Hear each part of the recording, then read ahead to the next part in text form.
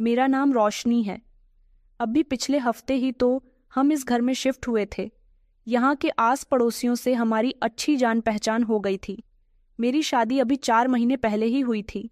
मेरा अपनी ससुराल में अपनी सास से झगड़ा हो गया था। वो मुझे बहुत तंग किया करती थी।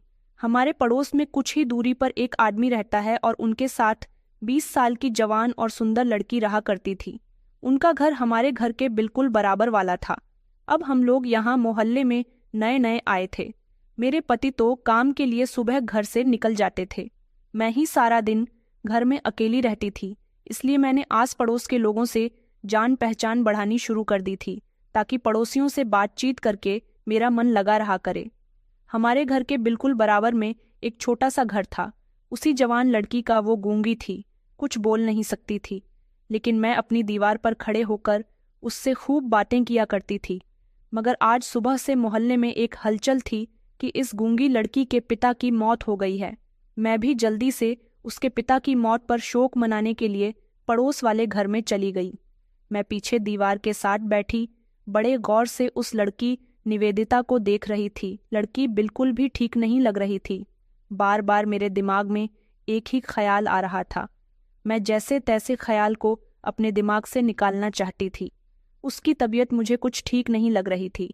मुझे मोहल्ले के लोगों से पता चला था कि इस घर में सिर्फ ये दोनों बाप बेटी ही रहते हैं।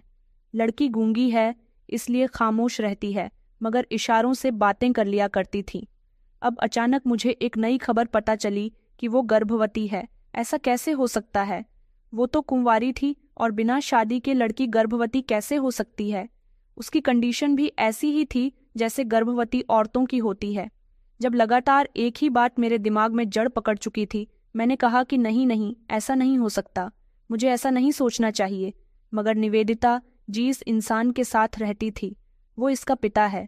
उसके मरने पर वो एक तरफ खामोशी पर क्यों बैठी हुई थी, रो क्यों नहीं रही थी? आमतौर पर जब माता या पिता में से कोई भी मरता है तो बच्चे तड़प तड़प कर रोते हैं। निवेदिता के चेहरे पर रिएक्शन तो बड़े ही अजीब थे। वो बिल्कुल खामोश थी। ये भी एक बहुत बड़ा सवाल था, क्योंकि जिनके पिता मरते हैं वो खामोशी से बैठकर एक दूसरे की शक्ल नहीं देखा करते। अभी कुछ दिनों पहले जब हम यहाँ आए थे, बाकी मोहल्ले वालों के साथ हमारी इतनी बातचीत नहीं थी जितनी निवेदिता और उसके पिता के साथ हो गई थी। मगर चूंकि मेरे और उनके घर की दीवार एक ही थी, तो हम दोनों एक दूसरे से बहुत बातें किया करते थे। मैं जब भी कुछ नया बना रही होती थी, निवेदिता को ज़रूर दिया करती थी। मुझे निवेदिता बहुत अच्छी लगती थी, लेकिन वो हमेशा चुप चुप रहती थी। शुरू शुरू में वो मुझे खामोश लगी थी, लेकिन जब मैं उससे बातें करती रही तो उसकी भी झिझक मुझसे खुल गई थी। मगर वो मेरी किसी बात का कोई जवाब नहीं देती थी। 3-4 दिन तो ऐसे ही चलता रहा, मगर अब 2-3 दिन से मुझे ऐसा लग रहा था जैसे मैं निवेदिता से बात करने की कोशिश करती हूँ और वो मेरी बात का जवाब नहीं देती, तो मुझे अपनी बेइज्जती महसूस होने लगी थी। मेरा बिहेवियर ऐसा था कि मैं सारे लोगों से बड़ी मोहब्बत के साथ और खुशी खुशी मिलती थी। लोगों से हंसना बोलना अच्छे से जानती थी। कल ही की तो बात है जब मैंने मीठे में खीर बनाई थी और निवेदिता के घर जाकर उसे साफ अंदाज में पूछ लिया कि देखो निवेदिता, अगर तुम्हें हमसे बात करना अच्छा नहीं लगता तो मुझे बता दो। आगे से मैं भी तुमसे बात नहीं करूंगी, क्योंकि मुझे तुम्हारा इस तरह से खामोश रहना मेरी बेइज्जती करवाना लगता है। पहले तो वो फिर से कुछ देर खामोश रही, फिर उसके बाद उसने इशारे से बताया कि वो बोल नहीं सकती और गूंगी है। ये बात सुनकर तो मैं हैरानी रह गई। मैंने सोचा ही नहीं था कि वो बेचारी बोल नहीं सकती। मुझे उसकी इस कमी पर काफ़ी अफसोस था। सारी रात मुझे नींद नहीं आई थी। वो इतनी सुंदर थी कि कोई एक बार उसे देख लेता तो शायद दोबारा उस पर नज़र ज़रूर डालता, लेकिन बेचारे की किस्मत ने उस पर सितम किया था कि वो बोल नहीं सकती थी। मुझे उस पर बहुत तरस आया था। फिलहाल फिर उसके बाद भी मैं ही उसके साथ बातें करती रही। वो काफ़ी देर तक इशारों से मुझसे बातें करने की कोशिश करती रही, मगर मैं उसके इशारे समझ ही नहीं पाई थी। पहली बार था शायद, इसीलिए मुझे उसकी कोई बात समझ ही नहीं आई थी, लेकिन मैंने उसे ऐसा महसूस नहीं होने दिया था कि मुझे उसकी कोई बात समझ नहीं आ रही। मैं बार बार अपनी गर्दन हिला रही थी ताकि उसको बुरा न लगे, और अगली ही सुबह मुझे ये खबर मिल गई कि उसके पिता की मौत हो गई। तब भी वो बड़ी संभली हुई लग रही थी, जिस पर मुझे बड़ी हैरानी हो रही थी, लेकिन मैंने इस बात पर ध्यान नहीं दिया। दूसरी तरफ मोहल्ले के कुछ ड्रामेबाज औरतें ऐसे दहाड़े मार मार कर रो रही थीं जैसे निवेदिता के पिता उनके बहुत खास रिश्तेदार लगते थे। इस बात पर मुझे बहुत हंसी आ रही थी, लेकिन मैं यहाँ शोक मनाने के लिए आई थी, हंसने के लिए नहीं। मैंने बड़ी मुश्किल से अपनी हंसी पर कंट्रोल किया। निवेदिता के पिता की अंतिम विदाई शुरू हो गई। उनकी चिता को श्मशान घाट ले जाया जा रहा था। तब भी मैंने देखा कि निवेदिता ने आगे बढ़कर एक बार भी अपने पिता को नहीं रोका, उनके लिए अपनी आंखों से एक भी आंसू नहीं टपकाया। बस वो तो एक तरफ खामोशी से वैसे ही बैठी रही जैसे बैठी हुई थी, मगर उसकी आंखों के नीचे काले घेरे थे। उसका शरीर बहुत कमजोर लग रहा था। ऐसा लग रहा था जैसे उसकी तबीयत ठीक नहीं है। मैं सोच रही थी कि मैं उसे डॉक्टर के पास लेकर जरूर जाऊंगी। मोहल्ले की औरतें जिस तरह की बातें कर रही थीं, मुझे उन पर ध्यान नहीं देना चाहिए था। किसी लड़की की तबीयत का अंदाजा लगाकर ये पता नहीं किया जा सकता कि वो गर्भवती है या नहीं। मोहल्ले की औरतें बहुत फालतू बातें किया करती थीं। निवेदिता के पिता का अंतिम संस्कार हो गया तो मोहल्ले में एक अजीब सा शोर मचा। मोहल्ले की सारी औरतें एक तरफ जमा हो गई थीं। मैं भी इंटरेस्ट लेते हुए उन लोगों के बीच जाकर खड़ी हो गई तो पता चला कि निवेदिता बेहोश पड़ी हुई है। भीड़ निवेदिता के घर के दरवाजे के बाहर थी। वे फौरन निवेदिता के घर के अंदर गई। वो जमीन पर लुढ़की हुई थी। सब लोग खड़े के खड़े उसे देख रहे थे। किसी में इतनी हिम्मत नहीं थी कि उस बच्ची को उठाकर बिस्तर पर लिटा दे। ये तो होना ही था। पिता का दुख तो दुखी होता है। सब खड़ी उस पर बेचारी बेचारी कर रही थी, मगर कोई मदद के लिए आगे नहीं आया। वह जल्दी से आगे बढ़ी। सबसे पहले मैंने अपनी ताकत के साथ उसे बिस्तर पर पहुंचाया, उसे जगाने की कोशिश की। एक औरत ने जल्दी से मुझे ग्लास में पानी दिया। मैंने पानी की छींटें उसके मुंह पर डाली। तब वो बेचारी होश में आई थी। मुझे उसकी तबीयत ठीक नहीं लग रही थी। मैंने सोचा कि मुझे इसे डॉक्टर के पास लेकर जाना चाहिए। पहले सोचा कि डॉक्टर को घर ही बुला लेती हूँ, फिर सोचा कि रहने दूँ। ये मोहल्ले की औरतें न जाने यहाँ डॉक्टर के आने से कैसी कैसी बातें बनाएंगी। मैं निवेदिता को पास के ही किसी क्लिनिक पर ले जाती हूँ। ये सोच मेरे दिमाग में आते ही मैं एक दो लड़कियों की मदद से उसे क्लिनिक तक ले आई थी। डॉक्टर ने जब उसका चेकअप किया तो मुझे बताया कि ये लड़की प्रेग्नेंट लगती है। ये खबर सुनकर मेरे होश उड़ गए। इसका मतलब कि मोहल्ले की पुरानी और बूढ़ी औरतें जो अंदाज़ा लगा रही थीं वो बिल्कुल सही था। लेकिन फिर भी डॉक्टर ने कहा कि अपने दिल के शक के लिए हम एक बार चेकअप कर लेते हैं। डॉक्टर ने चेक किया तो चौंक कर कहने लगी कि इसको तो 3 महीने की प्रेगनेंसी है, पर बच्चे भी बहुत कमज़ोर हैं। ये सुनकर सच में मेरे होश उड़ गए थे, क्योंकि जब से मैं वहाँ पर रह रही थी उसने कभी नहीं बताया था कि वो शादीशुदा है या फिर ऐसी कोई बात है। और मोहल्ले की औरतें भी यही कह रही थीं कि ये तो कुंवारी है और अपने पिता के साथ अकेली इस घर में रहती थी। मैं क्या हर कोई उसे कुंवारी समझ रहा था, लेकिन फिर ये 3 महीने का बच्चा ये कहाँ से आ गया? वो अभी तक खामोश थी। कमजोरी की वजह से डॉक्टर ने उसे ड्रिप लगा दी थी और कहा था कि जब ड्रिप खत्म हो जाएगी तभी अपने घर जाना, इससे पहले मत जाना। मैं भी खामोशी से वहीं बैठ गई थी। उसके इलाज का खर्चा भी मैंने अपने पास से उठा लिया था, क्योंकि दूसरों की मदद करने के लिए तो मैं हमेशा तैयार रहती थी। अगर उसका कोई शहर में रिश्तेदार होता तो मैं वहां उसे छोड़कर जा सकती थी, मगर इस समय वो बेबस और मजबूर थी। भले से ही वो गुनहगार भी थी, मगर मुझे उसकी मदद करनी थी।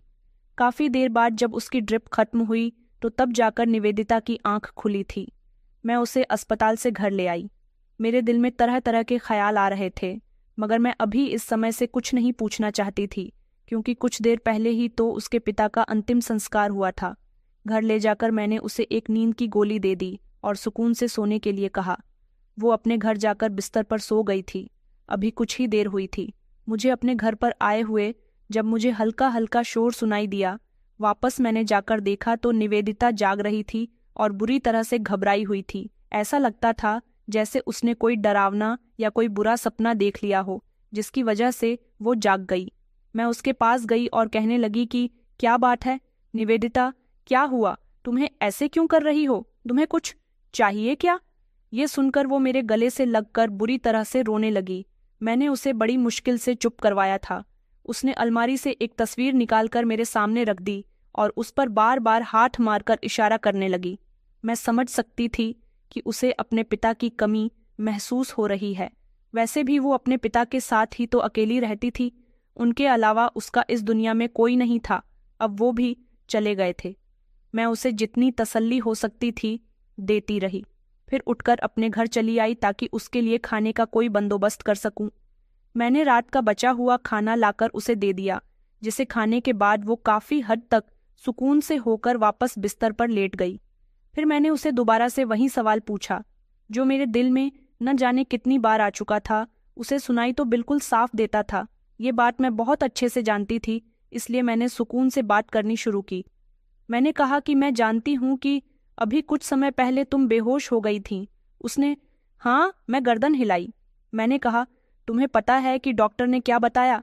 इस पर वो अचानक परेशान हो गई, मगर साथ ही अपनी गर्दन इधर उधर हिलाने लगी। तो मैंने उसे बता दिया कि तुम 3 महीने की गर्भवती हो। ये सुनकर वो एकदम से निःशब्द हो गई थी। उसके चेहरे पर घबराहट भरे एक्सप्रेशन देखकर मुझे सब अंदाजा हो रहा था कि ये खबर उसके लिए नई है। वो नहीं जानती कि वो 3 महीने से प्रेग्नेंट है। मैंने उसे कहा कि निवेदिता, क्या तुम शादीशुदा हो? मैंने अपने वहम को दूर करने के लिए उससे ये सवाल पूछा। पहले तो वो रुक गई, फिर धीरे से इनकार में गर्दन हिलाने लगी।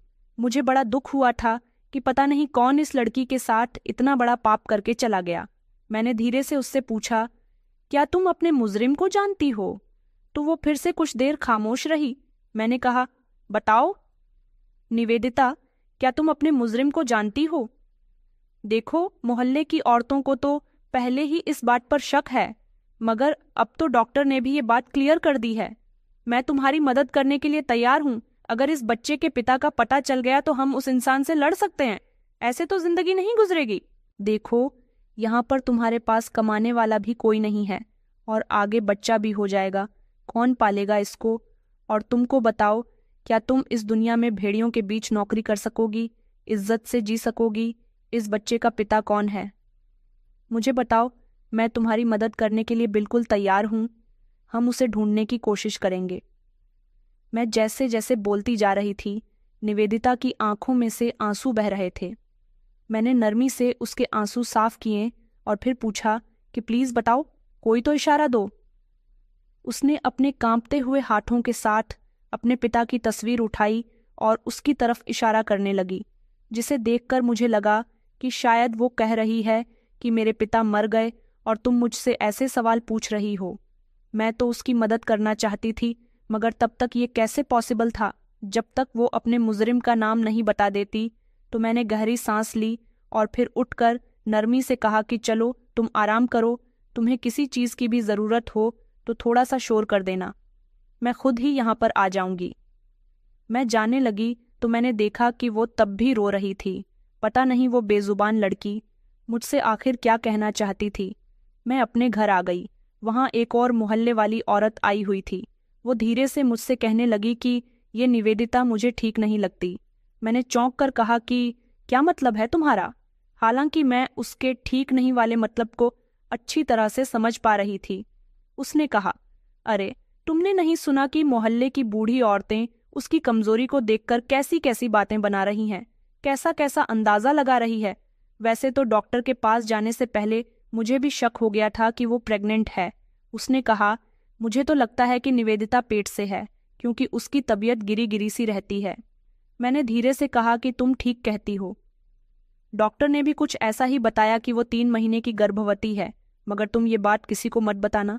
अभी तो मोहल्ले की औरतें सिर्फ अंदाजा लगा रही हैं, लेकिन जब उनको पता चल जाएगा कि वो सच में गर्भवती है तो पूरे मोहल्ले में बेचारी की बेइज्जती हो जाएगी। लोग पता नहीं क्या क्या समझेंगे। बस यहीं पर मुझसे गलती हो गई थी। अगर मैं चाहती थी कि वो ये बात किसी को ना बताएं तो पहले मुझे ही उसे सब कुछ नहीं बताना चाहिए था, मगर अब जो हो गया था उसे कौन रोक सकता था? मुझे नहीं पता था कि कैसे, मगर 2 दिन के अंदर अंदर पूरे मोहल्ले को पता चल गया था कि वो सच में गर्भवती है। और सिर्फ इतना ही नहीं, ये भी पता चल गया था कि 3 महीने की गर्भवती है। ये बात जब मेरे कानों तक पहुंची तो मैं उस पड़ोसन के घर गई और मैंने गुस्से से कहा कि ये सब कुछ तुमने क्या कर दिया? आखिर तुम्हें क्या जरूरत थी कि उस बेचारी मजबूर और बेबस लड़की की कहानी पूरे मोहल्ले को सुनाने की? वो बेचारी बोल नहीं सकती, कोई उसके साथ गलत काम करके चला गया तो बजाय उसका साथ देने के तुमने पूरे मोहल्ले में उसका भंडा फोड़ दिया। अरे तुम आज तक किसी का राज नहीं रख पाई तो कल तुम्हारा राज कौन रखेगा?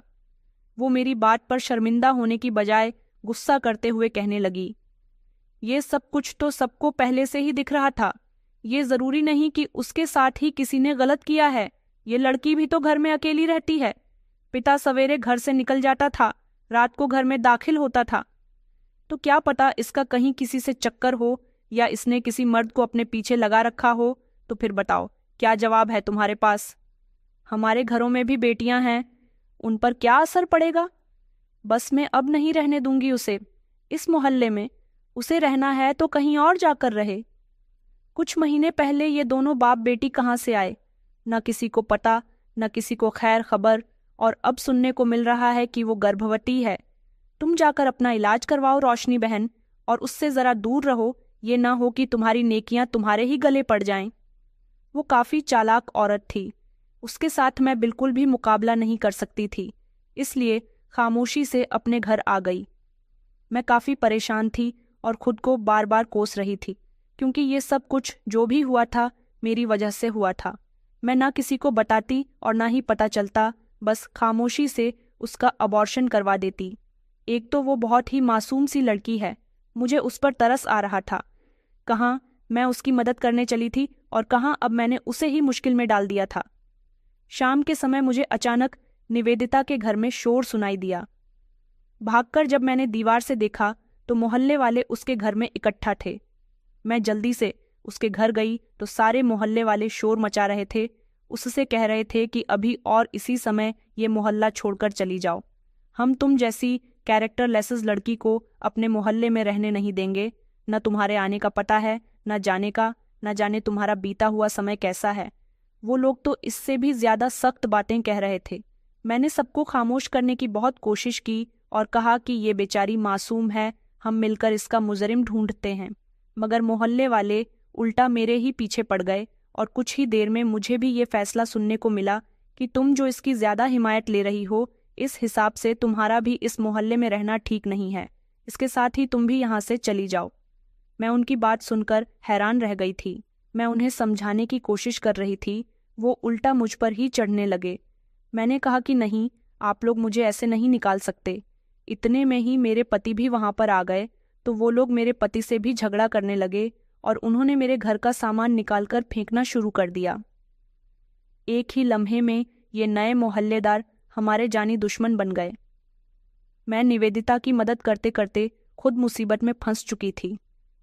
शाम तक हम सब वहां से चले गए।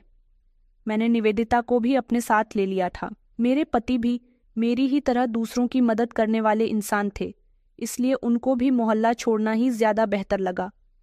अब निवेदिता की खातिर मैं घर से बेसहारा हो गई थी, तो फिर अब मैं उसकी पूरी मदद करना चाहती थी। हम सब गली में खड़े हुए थे। मैंने अपनी बहन को फ़ोन कर दिया था कि मैं तुम्हारे घर आ रही हूँ, बस हम रिक्शा का इंतज़ार कर रहे थे। तभी उस गली में एक बड़ी सी काले रंग की गाड़ी आकर रुकी। उसमें से एक औरत और एक आदमी बाहर निकले और तेज़ी से निवेदिता के पास जाकर उससे कुछ पूछने लगे। वो हमसे थोड़ी अलग खड़ी हुई थी, इसलिए उन लोगों की बातें हम नहीं सुन पा रहे थे। सारे मोहल्ले वाले अपने अपने दरवाज़ों पर खड़े हुए थे ताकि हमें वहाँ से भेजकर ही दोबारा अपने घर में जा सके। वो मुझे भी इतनी आसानी से वहाँ से नहीं निकाल सकते थे। अगर मेरा घर किराए का ना होकर अपना ही होता तो उन्होंने मकान मालिक को भी धमकी दी थी कि उसने हमसे एक घर खाली नहीं करवाया तो अंजाम का जिम्मेदार वो खुद होगा। इसलिए मकान मालिक ने भी हम पर घर खाली करने का प्रेशर बनाया था। लेकिन जब वो बड़ी गाड़ी वाले मर्द और औरत निवेदिता से बात करने लगे तो सारे मोहल्ले वाले खामोशी से खड़े रहे। साफ दिखाई दे रहा था कि उनकी हवा खराब होने लगी है। उस बड़ी गाड़ी वाले आदमी ने कहा कि चलो हमारे साथ। ये शब्द सुनकर मैं हैरान रह गई थी। निवेदिता ने जाने से इनकार कर दिया। साथ ही वो मेरी तरफ इशारा करते हुए कहने लगी तो वो औरत शायद समझ गई थी, इसलिए उसने मुझे और मेरे पति को गाड़ी में बैठने को कहा। मैंने अपने पति की तरफ देखा। वो कहने लगे कि निवेदिता गाड़ी में बैठ रही है तो हम भी बैठ जाते हैं। हम लोग गाड़ी में बैठ गए तो वो औरत मोहल्ले के लोगों की तरफ देखकर कहने लगी कि तुम लोगों ने जो कुछ किया है अच्छा नहीं किया। मैं तुम सबकी पुलिस में कंप्लेंट दर्ज करवाऊंगी। जब तुम्हें तुम्हारे घरों से पुलिस लेकर जाएगी तब भी इतना ही बेफिक्र रहना। उस औरत की बात पर अभी भी वो सन्नाटा था। फिर एक दो आदमी आगे बढ़े और कहने लगे कि माफ़ करना मालकिन, निवेदिता को उतार दीजिए, हमें कोई परेशानी नहीं है। इसके यहाँ रहने से हम तो मोहल्ले की औरतों की बातों में आ गए थे। उनको देखकर बाकी लोग भी घबराकर निवेदिता को वहाँ रहने के लिए कहने लगे, मगर वो औरत पहले से ज़्यादा गुस्से में आ गई। उसने कहा कि अब ये लोग हमारे साथ जा रहे हैं और तुम लोग अब पुलिस का इंतज़ार करो। तुम लोगों ने एक मासूम बच्ची के साथ साथ इन शरीफ लोगों पर भी इल्ज़ाम लगाया जो इस बच्ची की मदद कर रहे हैं। उस औरत ने हमारी तरफ इशारा करते हुए कहा तो वह हैरान रह गई। मतलब कि खड़े खड़े ही निवेदिता ने उस औरत को पूरी बात बता भी दी थी, लेकिन वो कौन थी? मैं यही सोच रही थी। लोग हंगामा करने लगे कि वो निवेदिता को कहीं नहीं जाने देंगे, लेकिन वो औरत जो भी थी बहुत ही हिम्मत वाली थी। उसने पुलिस को फ़ोन मिलाया और बताया कि इस मोहल्ले के लोग इस बच्ची को डरा रहे हैं। पुलिस वालों ने कहा कि मैडम, अगर वहाँ के हालात कंट्रोल नहीं हो रहे तो क्या हम वहाँ आ जाएं? उस औरत ने मोहल्ले वालों की तरफ देखा जो ऑन स्पीकर से पुलिस वालों की बातें सुन रहे थे। वो जो काफ़ी देर से रास्ता बंद करके खड़े थे एकदम ही पीछे हट गए और जगह छोड़ दी। उसने पुलिस वालों से फ़ोन पर कहा कि अभी आपके आने की ज़रूरत नहीं है, मैं बता दूंगी कि आपको कब यहाँ आना है। इतना कहकर उन्होंने फ़ोन बंद कर दिया। उसके बाद गाड़ी चलने लगी थी। मैं नहीं जानती थी कि औरत कौन है और हमें कहाँ पर लेकर जा रही है। मुझे लगा कि शायद ये निवेदिता की कोई रिश्तेदार है। तभी हम दोनों पति पत्नी भी गाड़ी के अंदर सुकून से बैठे हुए थे। कुछ देर के बाद गाड़ी एक बड़े से घर के पास रुकी। जब हम अंदर गए तो घर बहुत ही बड़ा और सुंदर था। ऐसे घर मैंने अपनी ज़िंदगी में शायद पहली बार देखा था। हमें हॉल में बिठाकर उस औरत ने नौकरानी से कहा कि पहले चाय लेकर आओ, फिर खाना लगाना, और खुद अपने कमरे में चली गई। मेरे पति मोबाइल में बिजी हो गए। मैं जल्दी से निवेदिता के करीब गई और उससे कहने लगी कि तुम्हारे रिश्तेदार इतने अमीर हैं, तुमने बताया तो नहीं? मेरी बात पर उसने इनकार कर दिया। मेरी बात पर उसने नहीं, मैं गर्दन हिलाई तो मैं बड़ी हैरान हो गई कि भला इसका क्या मतलब। मैंने कहा कि औरत, रिश्तेदार ही है ना तुम्हारी, लगता है काफ़ी करीब का रिश्ता है तुम्हारा इनके साथ। अब की बार निवेदिता ने फिर से गर्दन हिलाई, जिस पर मैं चौंक गई। मैंने कहा, इसका मतलब कि तुम्हारी रिश्तेदार नहीं है? उसने फिर नहीं में गर्दन हिलाई। मैंने कहा, तो फिर ये औरत तुम्हें अपने साथ क्यों लेकर आई और तुम क्यों आ गई इसके साथ हमें यहाँ लेकर? मैंने कहा, तुमने मुझे क्यों नहीं बताया इस बात के बारे में? देखो, हम पहले ही एक मुसीबत से निकले हैं, अब तुम हमें दूसरी मुसीबत में तो प्लीज मत डालो। चलो यहाँ से। तुम इन्हें जानती नहीं हो और यहाँ आ भी गई हो। मुझे निवेदिता से ज्यादा अपनी बेवकूफ़ी पर हैरानी हो रही थी कि कम से कम मुझे उससे वहीं पर पूछ लेना चाहिए था कि ये कौन लोग हैं और इनसे तुम्हारा क्या रिश्ता है। मुझे बहुत पछतावा हो रहा था, ना मैं इस लड़की पर भरोसा करती और ना मुझे ये सब भुगतना पड़ता। मेरे पति को अभी ये बात पता नहीं थी क्योंकि हम धीरे धीरे बातें कर रहे थे। मैंने कहा, निवेदिता, चलो यहाँ से। अगर तुम्हें नहीं जाना तो तुम यहीं पर रहो, हम दोनों यहाँ से जा रहे हैं। तुम्हारी वजह से मुझे अपना घर तो छोड़ना पड़ ही गया, अब मैं दूसरी मुसीबत मोल नहीं लूंगी। इस बात पर वो परेशान होकर इशारों में मुझे कुछ बताने लगी, लेकिन मेरी कंडीशन कुछ भी समझने की नहीं थी। मैं वहाँ से जाना चाहती थी, लेकिन इससे पहले कि वो औरत वहाँ पर आ गई, उसने मुझे रिलैक्स रहने के लिए कहा। मैं खामोशी से बैठ तो गई, लेकिन मुझे सुकून नहीं आ रहा था। मैं इसीलिए परेशान थी कि अगर निवेदिता इनको जानती नहीं है तो यहाँ पर क्यों आई है। मैंने सोचा, ये औरत ज़रूर निवेदिता को जानती होगी, वैसे भी उसके इशारे मुझे कहाँ समझ आ रहे हैं। उस औरत ने मेरी तरफ देखकर कहा, क्या कोई परेशानी है? मेरे पति का फ़ोन आ गया था तो वो बाहर उठकर चले गए, लेकिन मैंने इस पर मौका देखकर उस औरत से बात की और कहा कि क्या आप निवेदिता की रिश्तेदार हैं? इस बात पर पहले तो उन्होंने मुझे चौंक कर देखा, उसके बाद हंसते हुए कहने लगीं। उन्होंने कहा कि तुम्हें इस बारे में निवेदिता ने बताया है? मैंने कहा कि नहीं, आपने हमारी मदद की है तो इससे लगता है कि आप निवेदिता की कोई करीबी रिश्तेदार हैं, वरना आज के ज़माने में कहाँ कोई किसी की मदद करता है। वो औरत कहने लगी कि नहीं, मैं निवेदिता को नहीं जानती हूँ और ना ही आपको जानती हूँ। उसकी बात पर तो मैं खामोश रह गई। कुछ देर बाद मैंने दोबारा हिम्मत करके पूछा, तो फिर आपने हमारी मदद क्यों की? वो औरत नरमी से कहने लगी कि मेरा नाम वैशाली है और आपकी मदद करना मेरे लिए कोई मामूली बात नहीं थी। मैं रोज ऐसे काम करती हूँ। दरअसल मेरा ताल्लुक एक एनजीओ से है। हम सहारा लोगों की मदद करते हैं। उस समय मैं अपने पति के साथ गाड़ी में बैठी उस रास्ते से गुजर रही थी। जब मैंने वहां की कंडीशन देखी तो समझ गई कि कोई ना कोई गड़बड़ जरूर है। ये तो अच्छा है कि मामले की गहराई का मैंने निवेदिता से पता लगा लिया। मुझे इशारों की भाषा भी आती है तो मैं आसानी से निवेदिता की सारी बात समझ गई। साथ ही सबको खामोश करवा दिया और ये भी बता दिया कि ये लड़की अकेली नहीं है। मैं उस औरत की हिम्मत पर दंग रह गई। मैंने कहा कि आपका बहुत बहुत शुक्रिया। इतने में ही मेरे पति आए तो मैंने उनको भी इस बारे में बताया तो वो बहुत खुश हुए थे और उन्होंने भी वैशाली जी का शुक्रिया अदा किया था। मैं वैशाली जी को निवेदिता के बारे में बताना चाहती थी, लेकिन कैसे बताती? उस समय वो वहीं पर बैठी हुई थी और उसके सामने बात करना मुझे ठीक नहीं लग रहा था। तभी वैशाली जी का फोन बजने लगा। कॉल अटेंड करने से पहले उन्होंने कहा कि आपको परेशान होने की जरूरत नहीं है, आप लोग यहाँ पर बिल्कुल सुरक्षित हैं। मुझे निवेदिता की कहानी जाननी है, इसलिए आप लोग कुछ दिन हमारे साथ में रह सकते हैं। यहाँ एक पोर्शन बना हुआ है मेहमानों के लिए, नौकर आपको वहाँ ले जाएगा। मुझे अभी ज़रूरी काम से बाहर जाना है तो रात को मुलाकात होती है।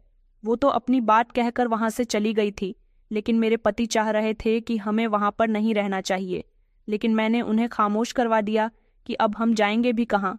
ये औरत एक सोशल वर्कर है, इसके बहुत सारे कॉन्टैक्ट होंगे, तो अगर हम उससे मदद मांगे तो वो हमें एक अच्छा सा किराए का मकान दिलवा सकती है। फिलहाल हमें वहाँ पर एक एक कमरा दे दिया गया था और दूसरे कमरे में निवेदिता को रखा गया था। लेकिन अभी तक इस सच्चाई का पता नहीं चला था कि निवेदिता के बच्चे का पिता कौन है। वो बेचारी अभी तक अपने पिता की मौत का सदमा अपने दिल से लगाए बैठी थी। शाम के समय जब हम बाहर आए तो निवेदिता अपने कमरे से निकलकर पहले ही बाहर बैठी हुई थी, बहुत उदास लग रही थी। मैं उसके पास जाकर बैठ गई। मैंने उसकी माँ के बारे में पूछा। मैंने कहा कि तुम्हारी माँ कहाँ है, जिंदा है या मर गई? तो उसने हमें सर हिलाया, मतलब कि उसकी माँ जिंदा थी। मैंने कहा तो फिर कहाँ है? वो तुम्हारे साथ क्यों नहीं है? कहीं तुम्हारे पिता ने तुम्हारी माँ को छोड़ तो नहीं दिया? वैसे भी तुम्हारे पिता के मरने पर भी वो नहीं आई थी। मेरे सवाल पर वो चुप हो गई। मैंने उससे एक दो बार और पूछा मगर वो खामोश रही। फिर मैं उसे इधर उधर की बातें करने लगी। मैं जानती थी कि वो बेचारी बेजुबान थी, तभी तो उसके साथ इतना सब कुछ हो गया। फिर थोड़ी ही देर के बाद वैशाली जी भी वहां पर आ गई। वो मुझे दूसरे कोने में लेकर चली गई और हम दोनों बातें करने लगे। वैशाली जी ने कहा कि जानती हो बहन, तुम जैसी ही औरतें हैं जिनकी वजह से ये दुनिया रहने के काबिल जगह बनी हुई है। अगर आप निवेदिता की मदद नहीं करती तो कौन करता? वो मेरी तारीफ कर रही थी, जिस पर मुझे बेवजह ही शर्मिंदगी हो रही थी। फिर मैंने उसे निवेदिता के प्रेग्नेंट होने वाली बात बताई तो वो सोचते हुए कहने लगी कि हाँ, मैं जानती हूँ। वहीं सड़क पर इसने मुझे इस बारे में भी बताया था और सब इस पर गलत होने का इल्ज़ाम लगाकर ही इसे वहाँ से निकाल रहे हैं। आप बताइए कि आपको उसके बारे में क्या पता है? ये सब कुछ किसने किया था कि हम जल्द से जल्द उस मुजरिम तक पहुँच सके? मैंने कहा कि मुझे भी उसके मुजरिम का नहीं पता चल पाया। मुझे उसके इशारों की भाषा समझ में नहीं आती और उसे इशारों के अलावा बात करनी नहीं आती। जिस दिन मुझे ये सब पता चला था तब उसके पिता की मौत हुई थी। मैं जब भी ये सवाल उससे पूछती हूँ तो वो रोने लग जाती है, इसलिए मैंने उस पर ज़्यादा दबाव नहीं दिया। वो आपकी बात बहुत अच्छे से समझ जाती है, इसीलिए मैं चाहती हूँ कि आप ही उससे इस बारे में पूछिए। उन्होंने मुस्कुराकर कहा कि आप जानती हैं कि आप एक बहुत अच्छी औरत है। आपने एक लड़की की मदद की खातिर अपना घर बार छोड़कर कितना कुछ बर्दाश्त किया। आप जैसी औरतों की वजह से ही न जाने कितने लोग सुकून से हैं। आप चाहें तो हमारा एनजीओ ज्वाइन कर सकती हैं, क्योंकि मुझे आपके अंदर काम करने का पोटेंशियल दिखाई दे रहा है। उस औरत ने एक ऐसी बात कही थी जिससे मेरे अंदर का कॉन्फिडेंस बढ़ गया, मगर मैंने कोई भी फैसला करने से पहले उनसे कह दिया कि पहले मैं अपने पति से पूछकर बताऊंगी। उन्होंने कहा कि चलिए ठीक है, मैं भी इस बारे में निवेदिता से बात ज़रूर करूंगी और आपको परेशान होने की ज़रूरत नहीं है। आप यहाँ जितने भी दिन रहना चाहें रह सकती है। जब हालात ठीक हो जाएंगे आप जहाँ जाना चाहें जा सकती है। इतना कहकर वो वहाँ से चली गई। अभी कुछ दिन पहले ही मेरे पति की नौकरी छूटी थी। मैं बहुत परेशान थी, लेकिन मैंने सोच लिया था कि कोई ना कोई रास्ता निकल आएगा। फिर अचानक से एक दिन निवेदिता का मामला बिगड़ गया। कहते हैं कि जो होता है अच्छे के लिए होता है। तभी मैंने सोचा था कि एनजीओ में काम करूंगी। यही सोच सोचकर मुझे खुशी हो रही थी और मैं जल्दी से अपने पति के पास चली गई ताकि उनको बता सकूं। इस बारे में मुझे पूरा भरोसा था कि वो मुझे मना नहीं करेंगे, मगर फिर भी पूछना तो ज़रूरी था। फिर 1-2 दिन के बाद वैशाली जी ने मुझे और निवेदिता को ड्राइंग रूम में बुलाया। हम वहाँ गए। उन्होंने बात शुरू की।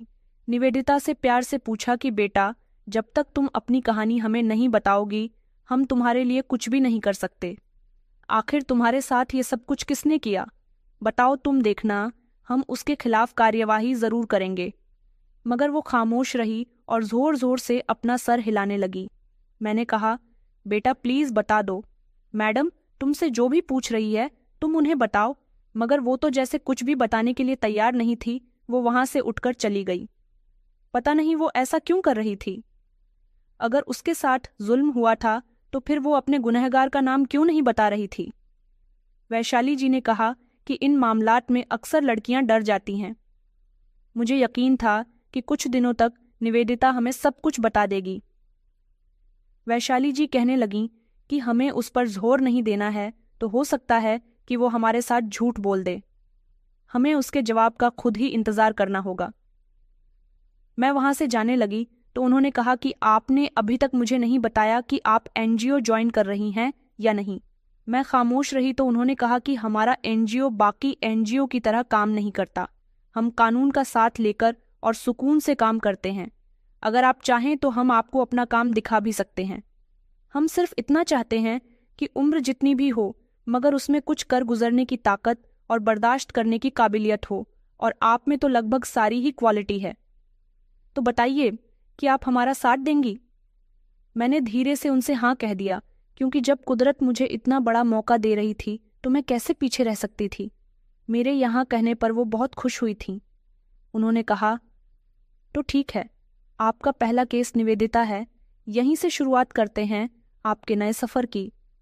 मैं बहुत खुश हुई थी। उसके बाद हम 2-3 दिन तक इंतज़ार करते रहे कि निवेदिता हमें खुद कुछ बताएगी, लेकिन ऐसा नहीं हुआ। उसने तो जैसे कुछ ना बताने का फैसला कर रखा था। वो कुछ भी नहीं बोलती थी। मैं कोई बात कर लूं तो इशारे से जवाब दे दिया करती थी, वरना खामोशी से एक तरफ बैठी रहती थी। एक दिन मैं अपने कमरे में बैठी हुई थी। जब वो चल